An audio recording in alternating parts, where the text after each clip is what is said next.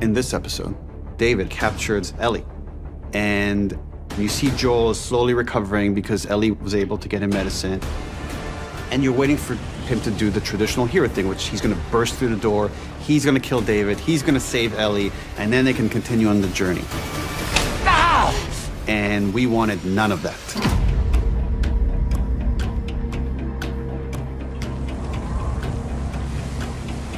We think of it as our cold episode. That one was really cold. And it needed to be, because the episode in many ways is about deprivation. Shooting in February in Calgary was freezing. Obviously also holding a freaking rifle up, so like a 5-minute scene was tricky.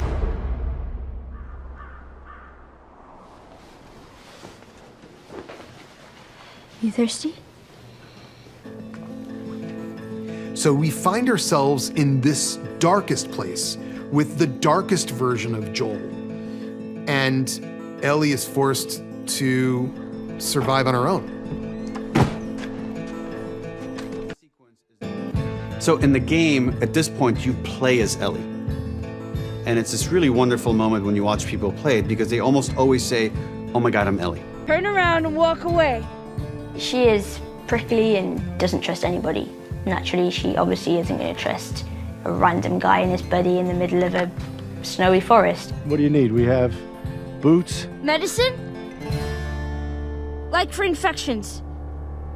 We do. David presents as the good dad. And we begin to wonder if maybe she has met the one good person out there. We, of course, see fairly early on that there's also a very dark part of David. We bring her back with us. I'm gonna lead them away from you. But if anybody makes it down here, you fucking kill them. You got it?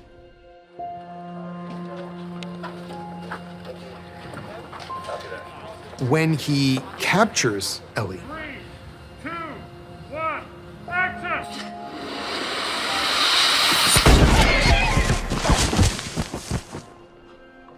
we are all meant to feel hopeless, because it is hopeless for her. And we also come to understand two things that maybe weren't immediately clear. One is that David is a bad father, in a terrible bad way.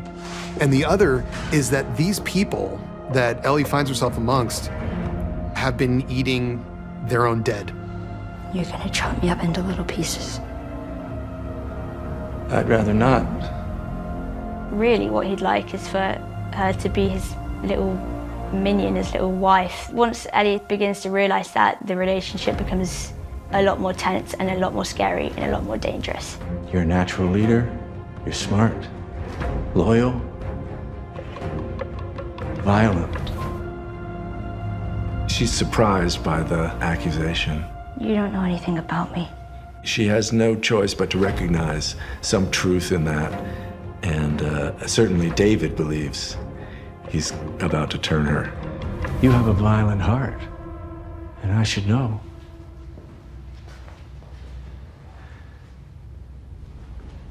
I've always had a violent heart. David says something to her that's absolutely true, because he sees it in her, because he knows it's in him. He says, you have a violent heart. Ow! Ow! Ow! And that is something that Neil and I talked about quite a bit. It's not in the game, that line. As much as we love her, we also have to be a little scared of her. Tell them that Ellie is a little girl who broke her fucking finger! Top mark. Quick mark. And action. Please don't! At your chance. Don't! I'm infected! Ellie! You don't know how good I am!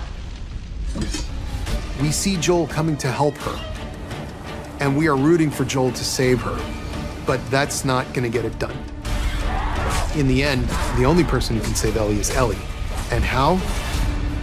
Violence. It scars her in a way that forever changes her. No! Get off of me! In a way, Joel saves her, but more emotionally. She's just so broken that she doesn't know what to say, and she's covered in blood. And then she just looks him right in the eye, and she leans forward and hugs him. Okay. It's okay, baby girl. And all he can say is this thing that he hasn't said in 20 years, which is baby girl, which is what he called his daughter. At the end of this story, you can see something snap in her. And the question is it permanent, or can she find her way back?